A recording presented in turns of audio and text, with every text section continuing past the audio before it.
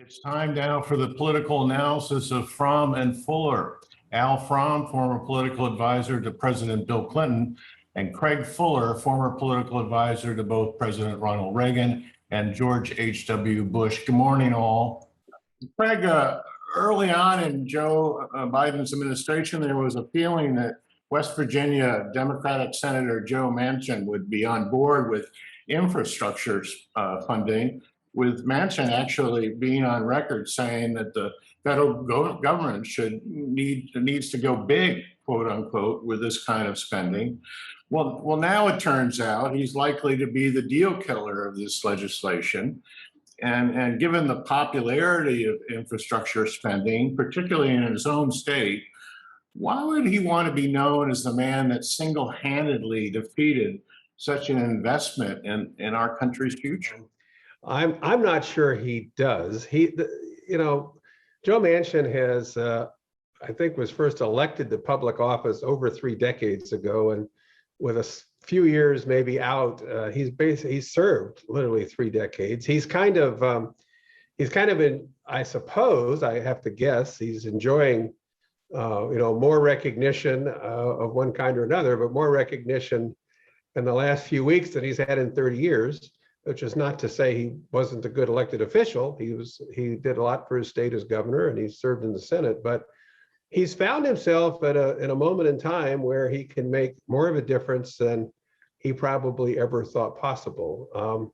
I'm not one to be cynical, but I suspect that we're either going to see the Manchin International Airport or the Manchin Highway or something before we're through here. And I think this is one of those cases. I'm always reminded of the Otto von Bismarck quote that if you like sausages and the law, you should not watch either one being made.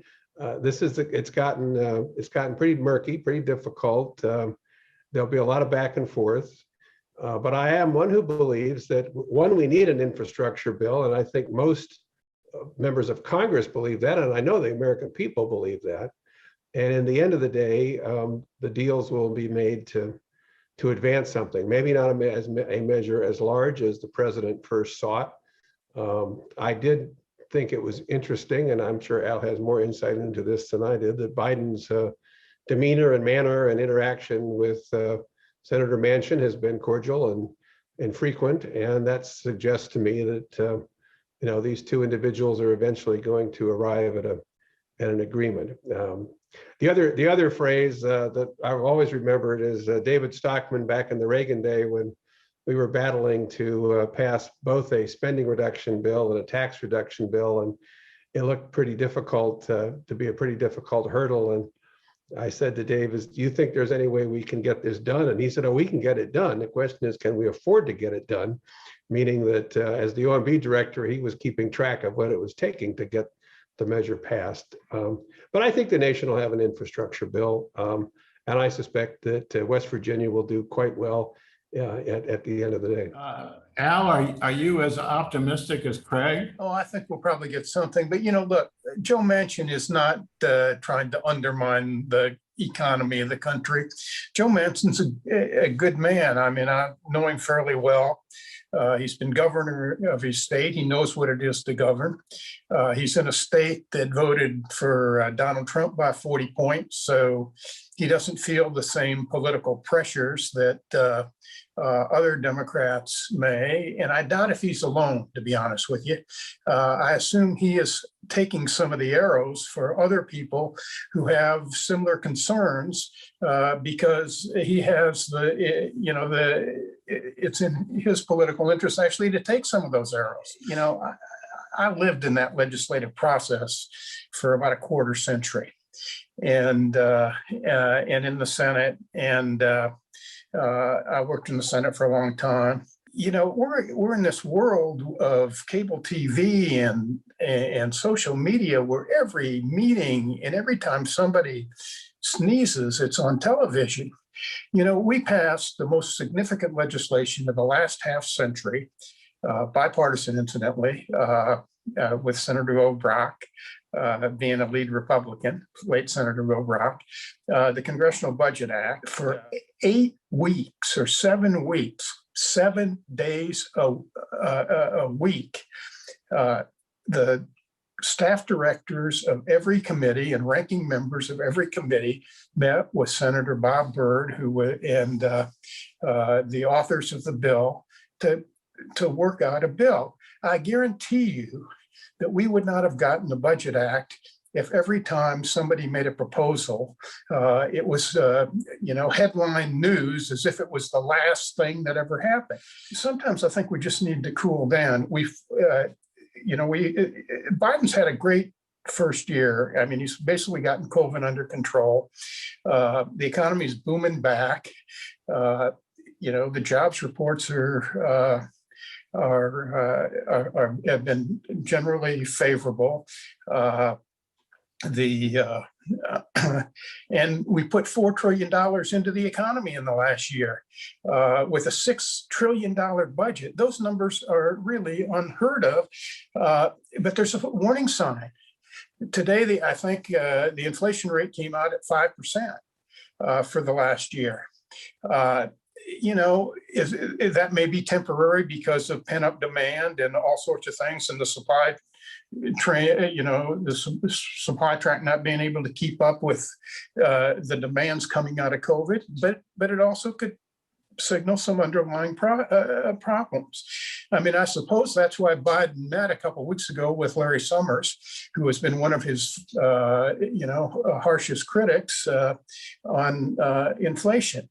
And I also think it's probably why the president's kept these negotiations going, because there's going to be a lot of negotiations, and we'll see what happens. I suspect we'll get an infrastructure bill. It may not be everything that that everybody in the Democratic Party wants, but it'll probably be more targeted, and it'll be investments that the country needs. But that it may take some time, and it may not happen for another 3 or 4 months. But it's just the way you got to do it, because if you don't do it that way, if you rush to do these things, we might pay much greater consequences in the future. Craig, not to pick on Senator Manchin, but he seems to be the roadblock to a couple of things, including the voters' rights bill, the increase in the corporate tax. Is this a case of Dr. No here? Well, I just wanted to say that I do think that oftentimes on Capitol Hill, those working there think that the world kind of revolves around the dome of the Capitol. And I think one of the things that President Biden has done by sticking with his schedule and taking this foreign trip, meeting with Putin, is to take the story someplace else, really to almost elevate himself, lift himself out of this churning that's going on, as Al described it. And I quite rightly agree, as long as everybody's in town, the media covers, breathlessly, hour by hour, with the breaking news banner that there might be something happening, when it's going to be weeks. So I think that President Biden, by reminding us that he is the commander-in-chief, leader of the free world, and going to face with Putin, is a much more interesting story, and it's probably timely. As for Manchin,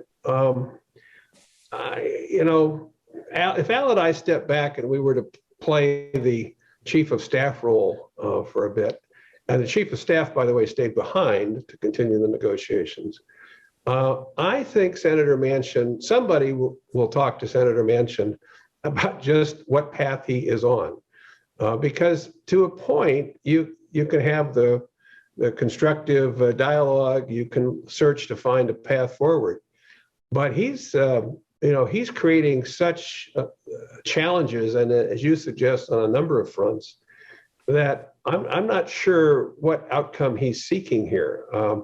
He is experienced. I agree with Al. He's a smart, he's a wise public official, but you can't stand in the way of your party's president day after day, week after week, and not have someone say, this is about to come to an end.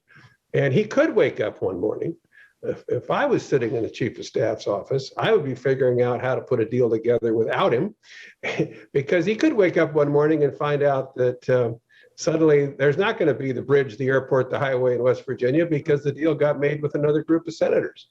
And so there's a risk to the path he's on. There could be penalties imposed, or he could step up at the end and make this all happen. We just don't know. But he's smart, but it's a tricky game he is engaged in. I mean, Manchin isn't the only problem the Democratic Party has. We have a party on the left flank too. I mean, Bernie Sanders and AOC probably hurt the Democrats more in the last election than Manchin did, and probably will hurt them more in 2022. We just had a report out from a bunch of Democratic groups, including some civil rights groups and Third Way, that basically said that the Republicans were successful in painting Democrats as socialists and for defunding the police. I guarantee you that isn't because of Joe Manchin. It's because of our party's left wing. So politically, the press has a particular bias on this, but the politics aren't exactly as they seem. Now, if I were sitting there as chief of staff, and the country's probably lucky I'm not, here's what I would do. I would try to carve a deal that had specific priorities. And one of them would be to get rid of HR 1, which is basically a message bill on voting rights, and put together a really targeted voting rights bill that blocks what the Republicans want to do, which is suppress the vote, guarantees everybody the right to vote, and making the assurance that their votes are going to be counted. And this isn't some conservative cabal. It's exactly what the New York Times recommended over the weekend. I would do that. I would narrow my definition of infrastructure to things that are most important, like building bridges and highways and repairing them, and building the broadband infrastructure we need to succeed. And then I might even try to do a minor reform, but in a significant one, a filibuster. And what I would try to do is maybe lift the number to 45 senators, but I'd also try, even if I couldn't get that done, I would try to flip the burden. So the senators who wanted to sustain the filibuster had to get to 40, and the proponents of the legislation had to, when I was head of the House Democratic Caucus, which was over almost, over 200 years old at that point, we had these 10 unruly rules. And the first thing we did is took a year and redid and modernized all the rules of the House Democratic Caucus so people could understand it. The Senate's an old institution. It's probably time for the Senate to redo its rules for the modern times. So the filibuster can't be used just to block legislation at will. A lot of those rules were made for a time before the Senate was on television. Certainly before any social media, before 24-hour news cycles.